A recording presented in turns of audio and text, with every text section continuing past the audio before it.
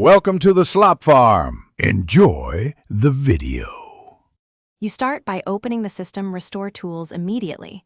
Press the Windows key, type, create a restore point, and hit Enter.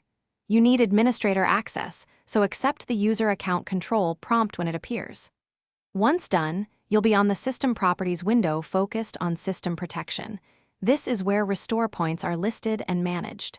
Make sure to keep any important apps closed while you proceed, because you'll be viewing restore point details that reflect system state snapshots. Next, you inspect restore point details to pick the right snapshot. Click Configure to check which drives have protection enabled and how much disk space is reserved. This explains why older points may be missing.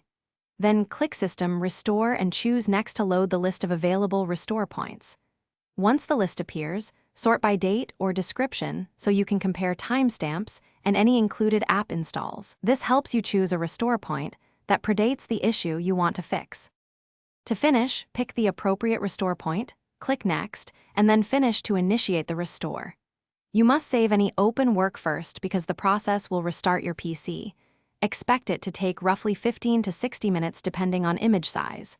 Once the system reboots, Windows will confirm success or failure.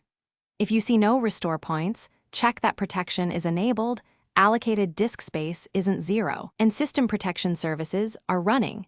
Those steps often recover missing. Thanks for watching. Consider subscribing if we helped you today.